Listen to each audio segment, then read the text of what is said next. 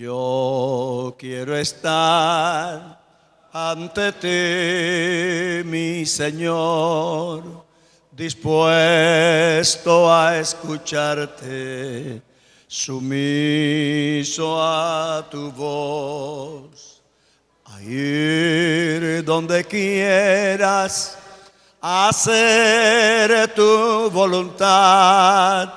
Yo quiero ante ti rendido estar, rendido estoy ante ti. Yo quiero ponerme en tus manos, Señor. Mis manos levanto en adoración. Yo quiero rendirme en tus manos. Nada de mí yo te puedo ofrecer. Vengo ante ti tal como soy. No encuentro palabras para expresar lo que es sentirte y tu voz escuchar. Rendido estoy ante ti. Yo quiero ponerme en tus manos, Señor. Mis manos levanto en adoración. Yo quiero rendirme en tus manos. Amén. Rendidos a los pies de Jesús. Les saludo a todos, hermanos, en el nombre del Señor. La verdad es que yo llegué ayer a las 8 de la mañana de Tuluá a mi casa. Y esta mañana me levanté a las 4 para venir acá, pero no se pudo. El aeropuerto de Medellín estaba cerrado, el de Bucaramanga también. Entonces, vinimos cuando pudimos. Pero gracias a Dios que aquí estamos para que le dediquemos un tiempecito a la palabra de Dios. Yo estuve en Estados Unidos hace poquito y lo mandaron muchos saludos. Había un estudio de pastores allá. Y hermanos, saluda a los hermanos pastores donde vaya, pues les traigo los saludos. Claro que después estuve en Montería y después estuve en Tuluá. Realmente Dios nos ha estado bendiciendo y ayudando grandemente. Y espero que nos bendiga acá también. No sé de quién es el programa acá. En realidad yo a veces oigo que es el distrito, es el Instituto Bíblico. A veces es de los dos juntos. De todos modos yo estoy aquí para ayudarlos. Sea de uno, sea de otro. Pero lo importante es que uno estudia la palabra de Dios. Amén. Así que vamos a mirar sobre cristología. Y creo que para nosotros ese debe ser el tema fundamental. Les digo que me puse a escribirles porque pues uno puede traer un bosquejo y enseñar, pero quería hacerles un modulito, unas memorias. Y me pasé todo el día de ayer. Y se enredó la computadora, hundí la tecla que no era y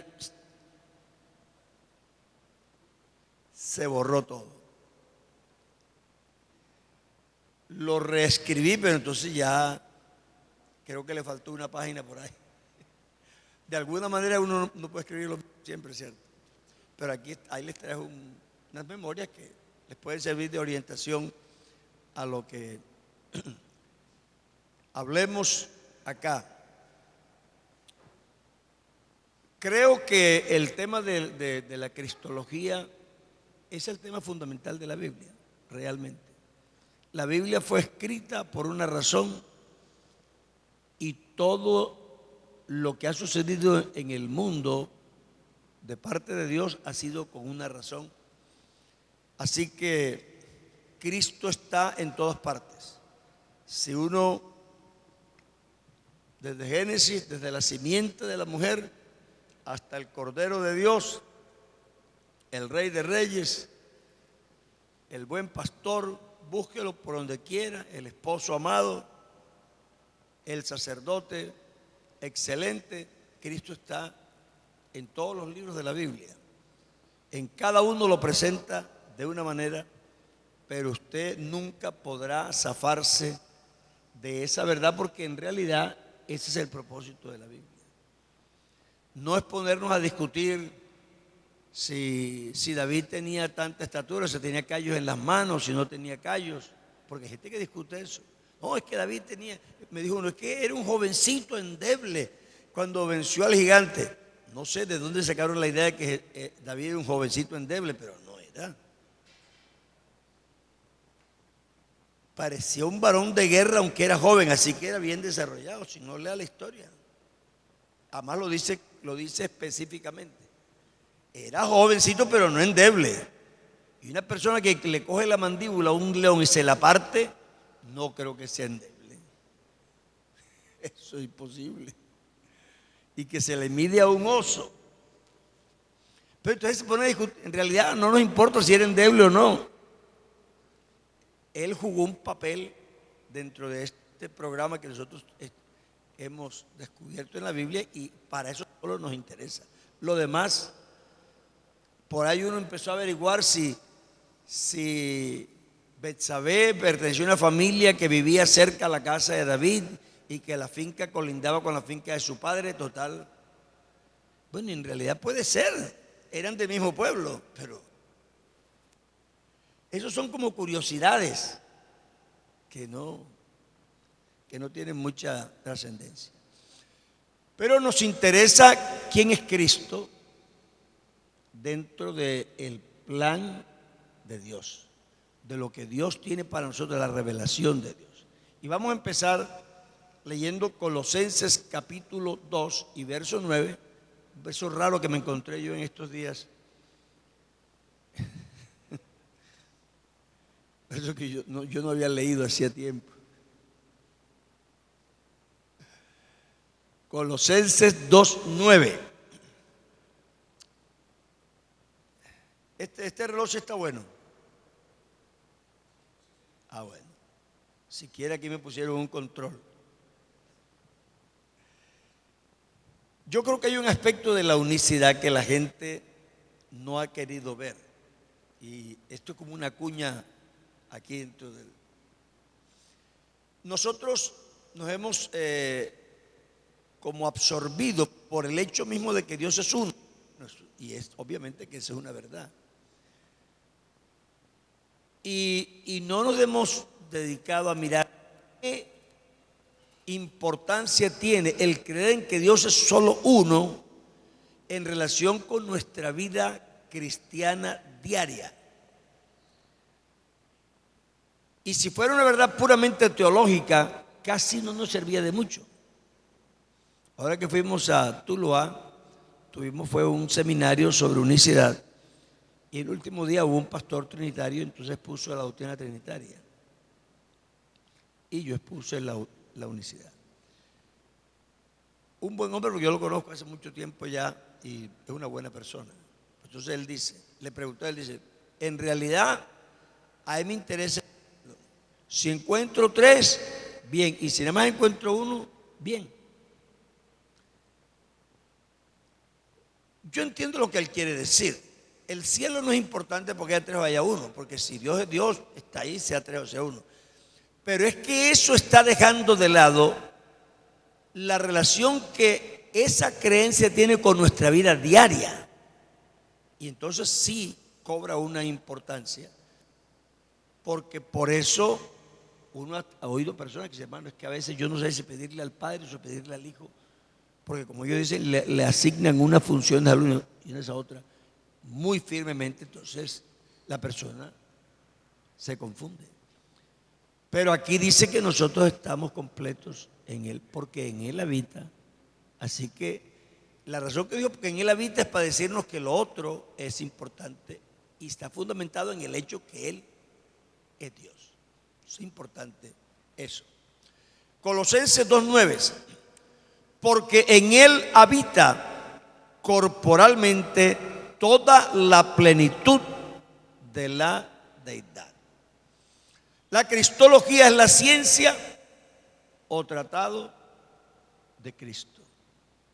Es decir, es estudiar a Cristo en su vida, en su obra, en su trascendencia, en su significación, en su relación con el universo, en su relación con nosotros, en su relación con la redención. Es decir, estudiar a Cristo por todas las caras. Hay que mirarlo a Él por todas partes. Entonces, la cristología tiene esa connotación. La revelación y la salvación de Dios tienen en Cristo su máximo alcance, porque Él es Dios hecho hombre. Cristo es el centro. Por eso uno hace mucho énfasis en la vida cristocéntrica. Y créanmelo, hermano, volvemos a la aplicación práctica de la creencia. Porque es que la creencia que no lo afecta a uno en términos prácticos, prácticamente es una curiosidad. El día que usted hace de su vida una vida cristocéntrica, entonces a usted le van a cambiar muchos paradigmas, muchos. Yo estaba hablando con alguien, él me dice, bueno, es que uno tiene que guardar un testimonio porque el mundo tiene que saber. Es verdad, pero esa no es la razón por la que tenemos buen testimonio. El buen testimonio es solo un resultado, es un efecto externo de una forma de vivir, de una forma de concebir la vida, de ser. Yo no me preocupo por tener un buen testimonio, yo me preocupo por tener una buena relación con Dios, y el buen testimonio es solo un fruto. Entonces, la persona que se preocupa por un buen testimonio termina siendo esclavo de los demás y se vuelve fariseo. Porque él lo que quiere realmente, no con maldad, no por maldad, él lo que pasa es que quiere tener una buena imagen y piensa que su buena imagen hace daño o hace bien, y es verdad, pero lo está consiguiendo de la forma equivocada. Por eso la vida cristocéntrica es la vida que va a dar fruto, resultado. Yo me levanto temprano, nadie lo sabe. Bueno, yo a veces que lo digo por ahí. Pero yo me levanto temprano porque tengo una relación con Dios, no tiene nada que ver con los demás. Ustedes de pronto ni se dan cuenta. Y de pronto hasta puedo mentir, decir que me levanto temprano y me levanto tarde. El problema no es tener una buena imagen. El problema es que sea una vida cristocéntrica. Entonces, Cristo es el eje alrededor del cual gira todo, la salvación de Dios, la plenitud de la salvación, el eje alrededor del cual gira el torrente de revelación de la salvación de Dios. También es la doctrina o enseñanza de la iglesia cristiana concerniente a la naturaleza de Jesús. Porque obviamente, si uno va a estudiar a Cristo, tiene que estudiar su naturaleza.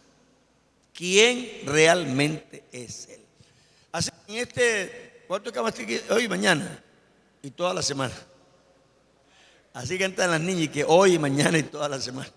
Hoy es martes, miércoles y jueves. Estos 2 días o 3 que vamos a estar acá, vamos a estar meditándose en eso, en la significación de Cristo, en quién es Él, lo que hizo.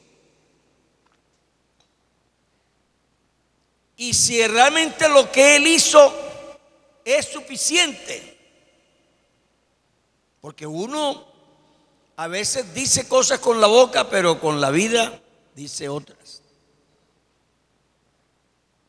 Entonces uno puede decir mucho, no, yo creo, un adventista estaba discutiendo conmigo un pastor, entonces hablamos de la ley. Y dice, no, hermano, nosotros sabemos que la salvación es por fe. Digo, no, ustedes no creen eso. Digo, sí, digo, no. Sí, nosotros creemos que es por la fe y guardamos los mandamientos. Digo, no. Si yo soy adventista y usted me sorprende comiendo cerdo un día y usted me pastor, usted me dice, bueno, yo le doy una amonestación. Digo, hermano, eso es malo, por esto y por esto.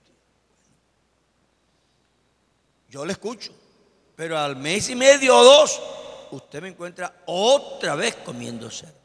Entonces, ¿usted qué hace? Dice, no le pongo una disciplina. Porque bueno, porque usted está comiendo cerdo y ya yo le amonesté y tal.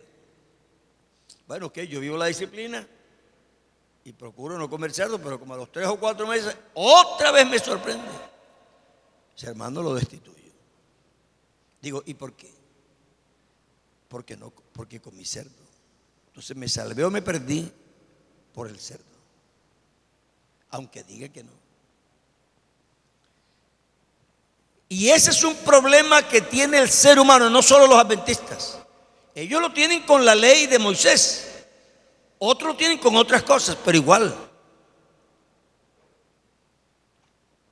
Entonces, si yo fuera adventista, también pensaría que no debe comer cerdo.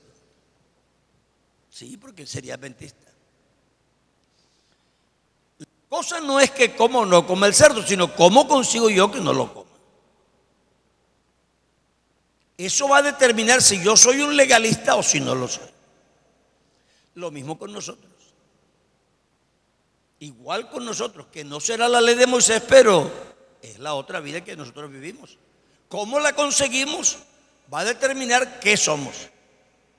Así que no se trata de no hacer o sí hacer, se trata de cómo. Y ahí es donde creo que todo el mundo tiene su tropiezo. ¿Cómo se consiguen las cosas? Entonces es importante que nosotros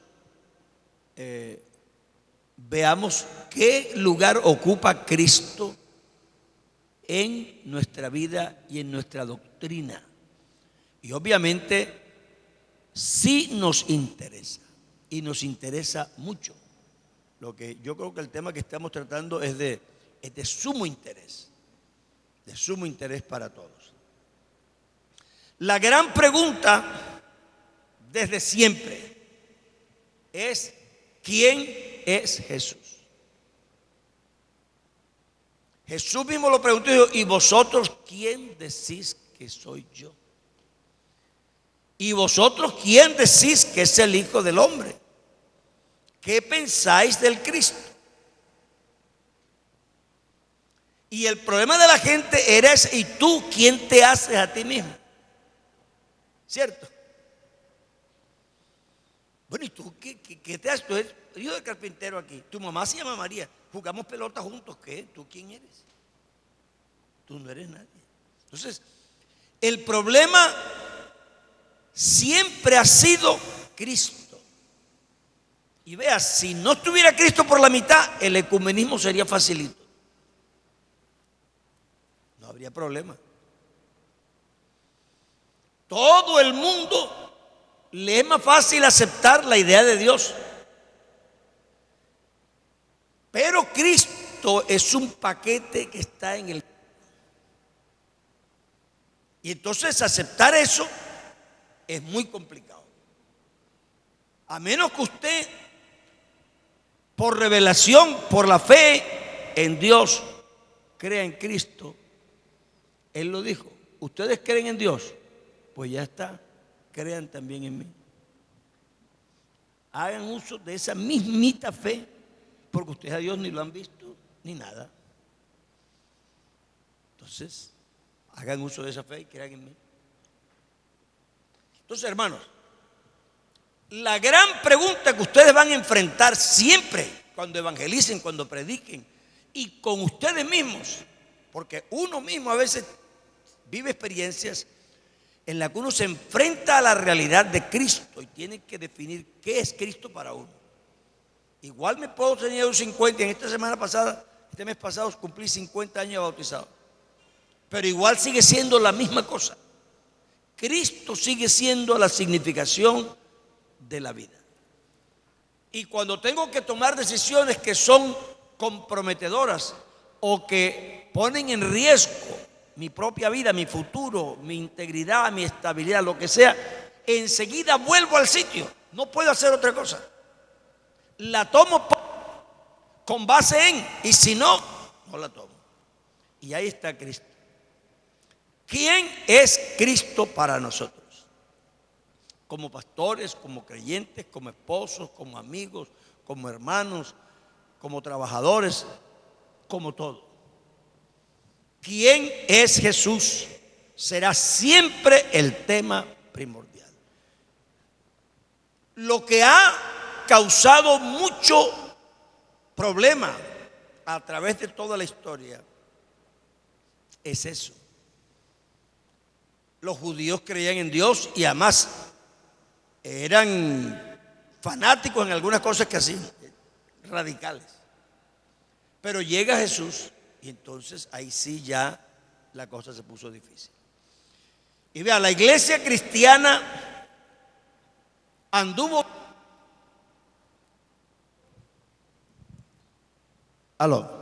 Yo creo que anduvo, yo diría así como bien afinadita, como los primeros 50, 60 años. No crea que duró mucho. ¿En qué año escribiría Juan su epístola?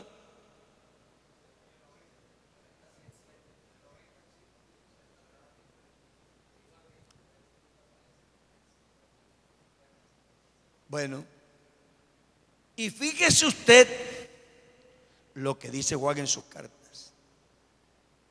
¿Y a los cuántos años escribió Pablo las suyas? Antes. Y mire lo que dice Pablo en sus epístolas. Y verá usted que el problema de Dios no es nuevo, ni porque los demonios ahora estén más sueltos que antes. Es que la gente a veces se busca unas explicaciones. No es que el mundo se ha vuelto peor y el diablo anda por ahí y con ideas raras. No, es que las ideas raras vienen de hace rato. Compréndanlo. No nos pongamos a discutir ahora sobre los últimos tiempos y eso, porque no es que esto no es escatología. Pero yo les aseguro que el problema escatológico hay que ponerlo en la perspectiva bíblica, en la que dice que los últimos tiempos es enseguida que Jesucristo nació, ya en los últimos tiempos. Porque en el cumplimiento de los tiempos Dios envió a su Hijo. Y en los últimos tiempos derramó de su Espíritu en Pentecostés. Así que los últimos tiempos hace rato están aquí. Claro. Y dice también que el anticristo ya estaba funcionando. El espíritu anticristo ya está aquí. Entonces nosotros nos tenemos que ubicar. Entonces ese tiempo ya empezó a traer corrupción doctrinal. Es decir, corrupción en el sentido de apartarse de la línea ortodoxa. Y entonces uno dijeron, no. Yo hablé con un hermano que él quiere que Cristo sea Dios hasta en el pecado. Y entonces él me dijo, no, pero es que uno nunca puede exaltar suficiente para él, con tal de decir que Cristo es grande, hay que hacerle las uñas divinas.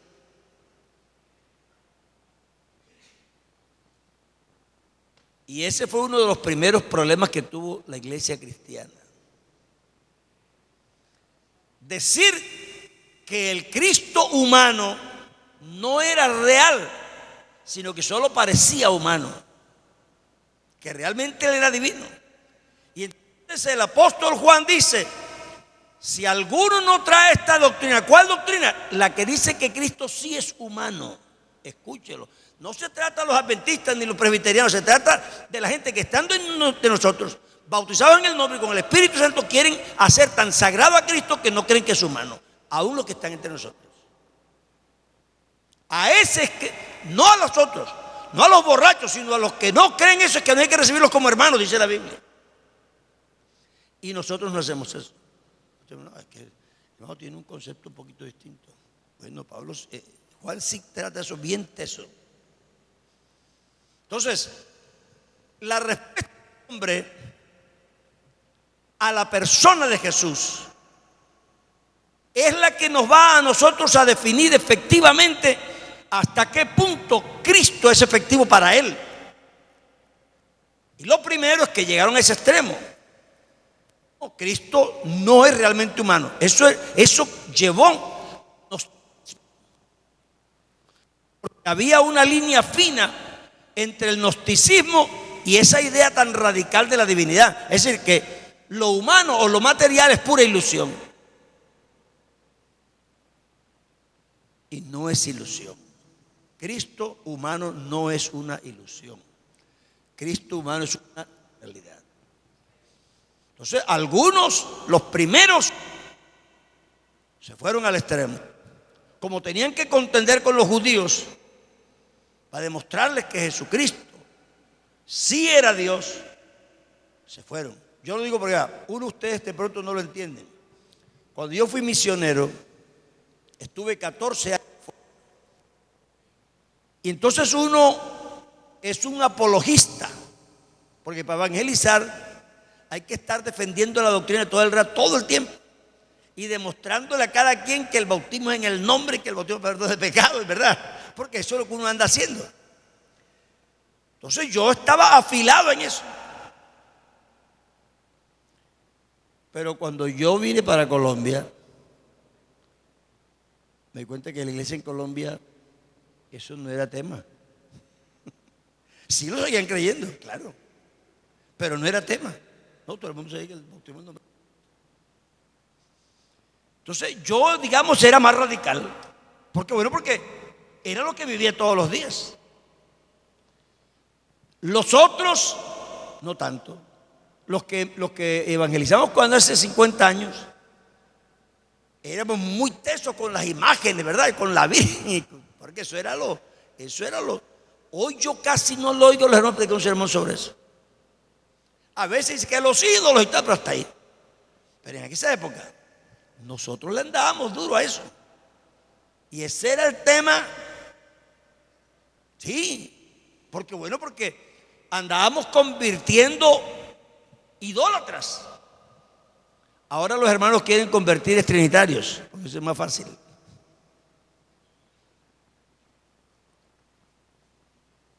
¿Comprende? Entonces, aún los católicos de esta época ya son medio católicos. Eso ya no creen en el Papa y no creen en la Virgen y no creen en los santos y no creen en nada de eso. Sí, yo soy católico, pero yo no creo en eso.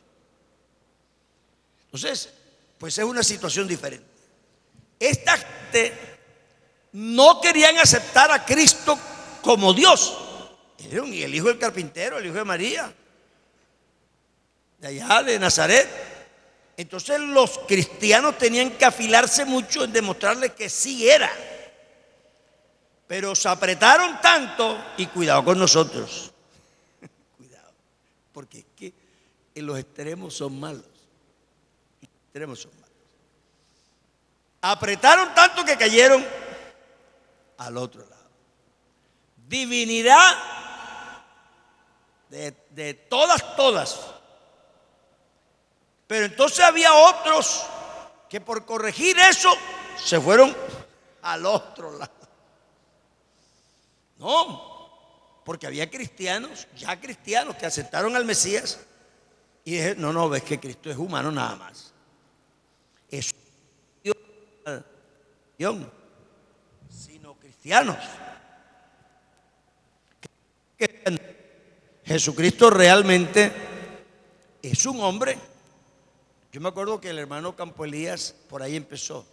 Él dijo que Cristo era un hombre y que era Dios porque Dios estaba en él, pero de manera independiente. Como está entre nosotros, como nosotros. Hola. Bueno, ese es el otro extremo. Porque el problema de entender a Cristo es cómo es las dos cosas. ¿Entiendes? Esa es la situación. ¿Cómo es? Porque es casi un imposible. Entonces nosotros no queremos aceptar un milagro, sino no.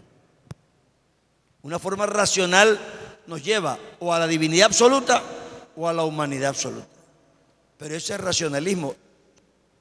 El hecho de que decida que es Dios no quiere decir que es menos racional, es igual racionalismo, porque es haciendo una serie de argumentaciones se llega a una conclusión. Eso es racionalismo. Entonces, otros dieron, no, Cristo es hombre. Claro, un hombre especial, un hombre escogido, un hombre perfecto, pero un hombre. De ahí salieron los testigos de Jehová, que son antiguos. No cree usted que esa es una doctrina nueva, eso no es nuevo. Son doctrinas viejas. Prácticamente no han salido doctrinas nuevas sobre Cristo hace rato. Casi todo lo que la gente dice ya alguien lo ha dicho.